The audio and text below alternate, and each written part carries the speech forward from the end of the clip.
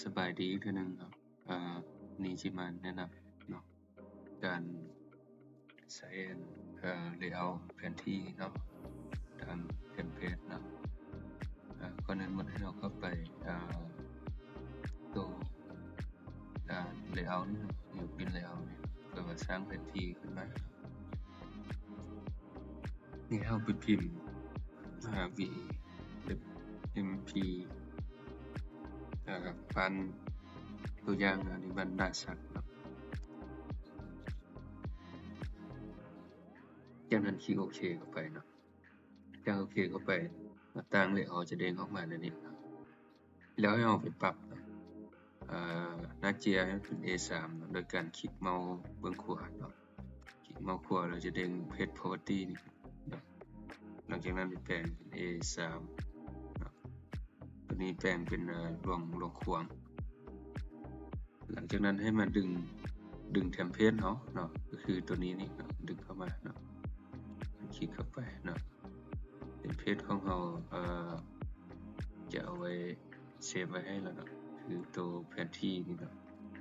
มีนี่ตัว landscape ตัวนี้นี่เนาะเข้าไปการนำเข้าแผนที่เข้ามาในนี้เนาะอันนี้ตัวอย่างเป็นลักษณะของแผนที่เนาะ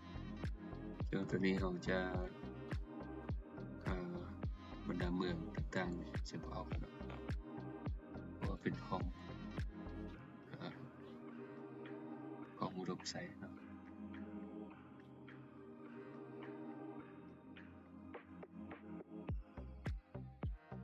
ลบออกจะเด้งหน้าต่างนี้ออกมาเนาะแล้ววันนี้ให้เข้าไปแมป1ก่อนเนาะ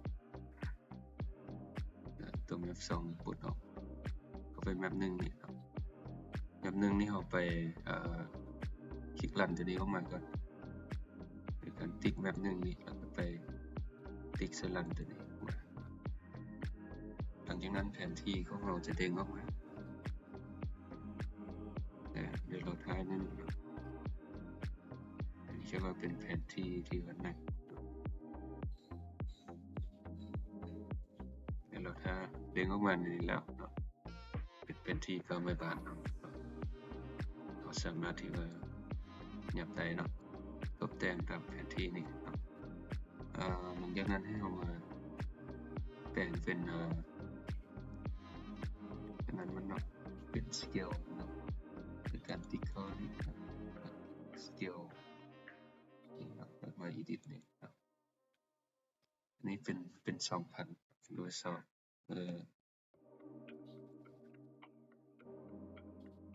21,000ได้อยู่เนาะ21,000นี่เป็นค่าที่ปรับจูนพอดี21,000เนาะนี่เราได้แผนที่ของมัน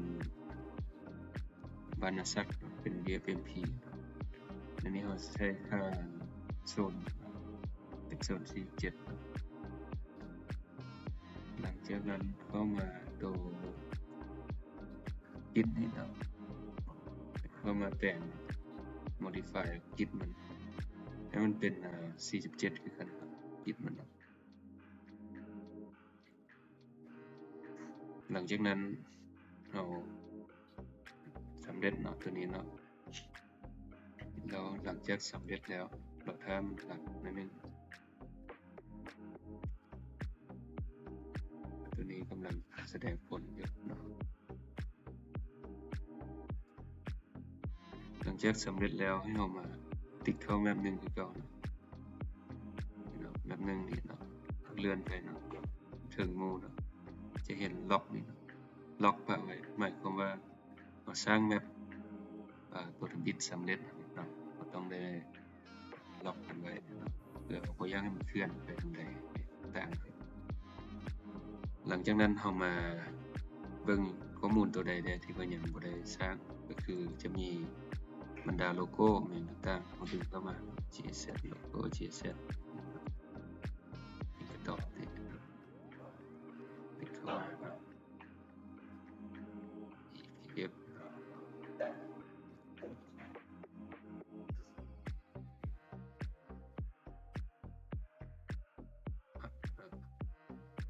กสิกรรม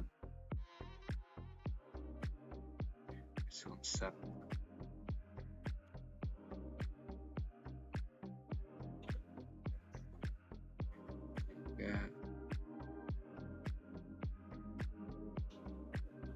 GSZ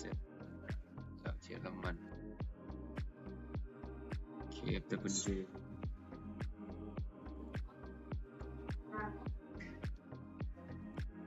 GCF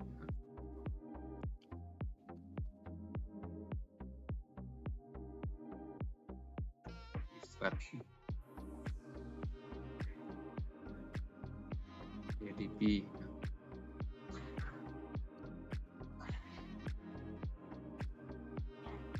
จะสำเร็จโลโก้แล้วยังภาคส่วนอื่นที่เราต้องได้แปลงเนาะคือจะแม่นบรรดาเนื้อในมีต่างๆคือตัวนี้คือแผนที่มันอย่าง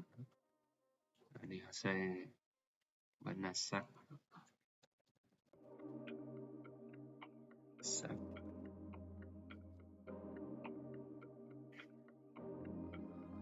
นาศักดิ์ปักหลายเนาะ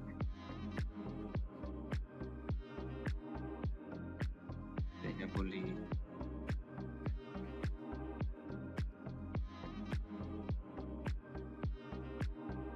ภาคส่วนอื่นเนาะก็คือ scale นี่เนาะ scale ของสามารถดึงเอาเนาะตัว scale ไปแต่งตกแต่งเอาได้ตัวนี้จะอัปเดตออโต้เลย scale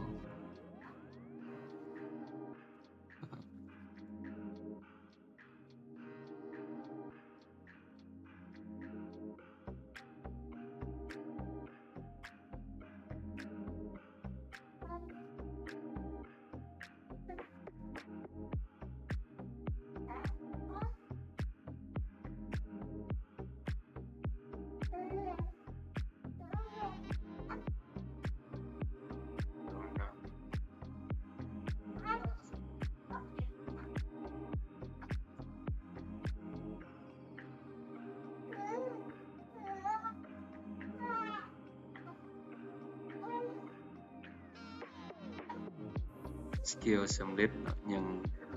ภาคส่วนเครื่องหมายเนาะเป็นเครื่องหมายนี่ก็ต้องได้ไปแปลงใส่เนาะเป็นอย่างอิง snap 1นี่เนาะแล้วก็นี่ก็มาอัปเดตเอาติ๊กใส่ตัวถึงตัวเดียวเนาะนี่อัปเดตในเครื่องหมายจะเด้งออกมาคือจะมีหลายอันตัวนี้ลบออกเลยกดเซฟไปลบได้ตัวเพจหลังจากนั้นลากเข้ามาอีกเซตนี้ดึงลากอีกลบออก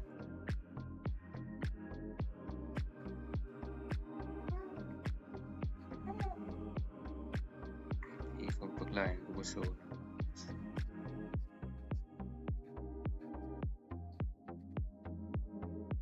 เดซันข้อมูลที่มันเกี่ยวข้องนะจะมีแต่ BFMT เคสนี้เนาะเดี๋ยวนี้เราจะให้หัวข้อหน่อยเนาะจะให้มันจะไปแปลงเป็น object ของบ้าน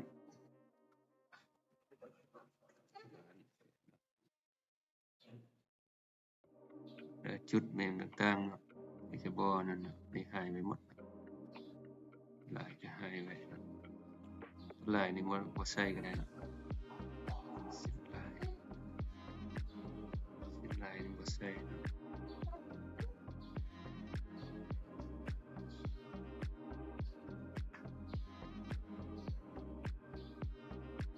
ลายเขาจะว่าใส่นะไม่ได้สร้างเป็นในนี้ออกมาแล้วเนาะแสดงว่าเขาอย่างแต่attribute มันกับแผนที่ตัวน้อยเนาะแต่ว่าเราไปสร้าง attribute มันก่อนจะสร้างเอา attribute เข้ามาเนาะต้องมีไฟล์ของข้อมูล attribute มันเนาะก็คือนี่ข้าพเจ้ามี Excel นะเนาะที่มาสร้างเป็นข้อมูลหน้าที่ต่างๆออกมาแล้วตัวอย่างข้าพเจ้าสร้างเป็น นี้ออกมาครับ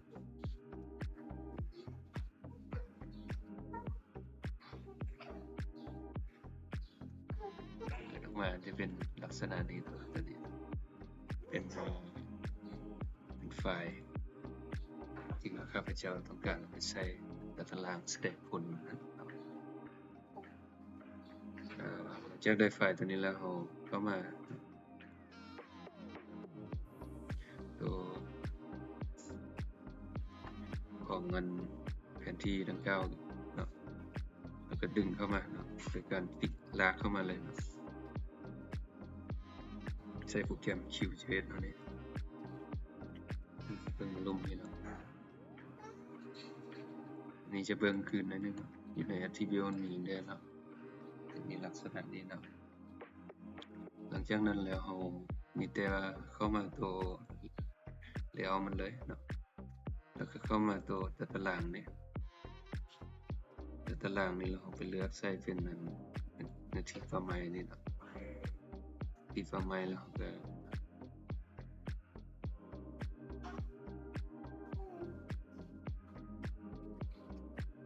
ติ๊กใส่เนาะ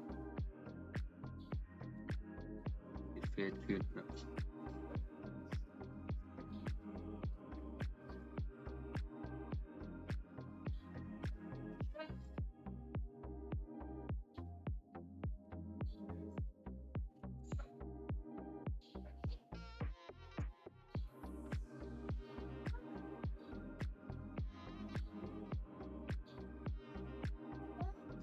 ตารางขึ้นเนาะแต่ว่าเรา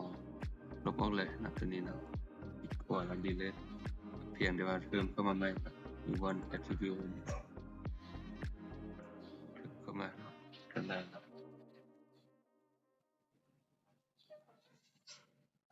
ซึ่งว่ามีหลายตัวเพิ่มนะครับดีเลทออกกันเพิ่มเอาเข้ามาตัว attribute นี้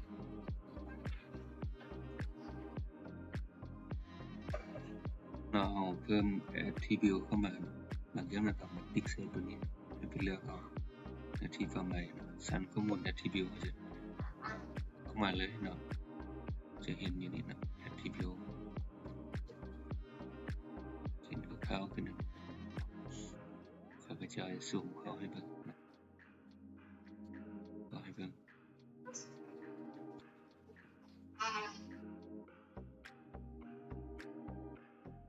เนาะหลังจากที่ว่าเราอัปเดต attribute มันสำเร็จเนาะเอาอย่างตัวนึงที่ว่ายังไม่ได้อัปเดตคือแผนที่ตัวน้อยนี้ตัวแผนที่ตัวน้อยมีเพียงแต่ว่าเราจะเอาแผนที่ของเมืองใส่แล้วก็เขียนบานนั่นเนาะที่ว่ามันเพียงแต่ว่าเรากลับคืนมาหน้าสร้างแผนที่นี่เนาะอันนี้เนาะแล้วเราก็เอาแผนที่ของเมืองทั้งหลายมาใส่เนาะตัวอย่างใส่แผนที่เมืองตัวอย่างคืออันนี้เนาะข้าพเจ้าสร้างอย่างนี้ออกมาเนาะตัวนี้ใส่สีขาวเลยก็ได้โดยการเข้าไปพื้นที่เนาะใส่แต่เส้นตัวนี้เป็นสีดำเนาะสีดำแล้วตัวนี้ติ๊กเข้าไปหลังจากนั้นเข้าไปหาตัวแผนที่ตัวสร้างแผนที่นี้ขึ้นมาแล้วก็มาปลดล็อกเนาะปลดล็อกตัวนี้เนาะหลังจากปลดล็อกแล้วเนาะแล้วก็มารีเฟรชเอาโดยการคลิกเข้ามาในรีเฟรชตัวนี้แผนที่ของเมืองปักลายเข้ามานี่มันยังบ่ใหญ่หรือมันจะส่วนมันยังบ่ได้เพียงแต่ว่าเราเข้ามานี่นะ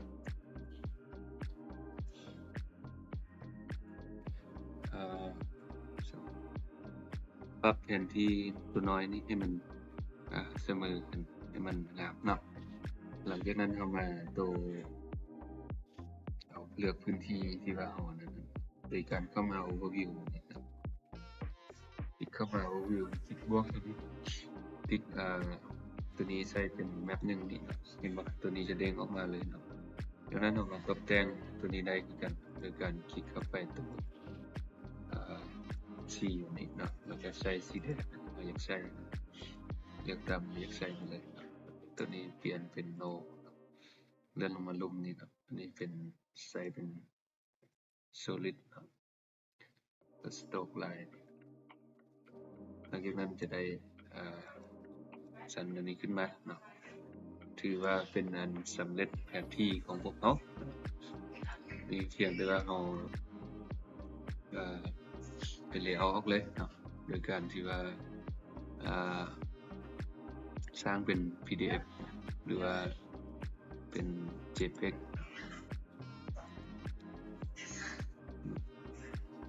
นี่ถ้าว่าเจอแล้วเป็น PDF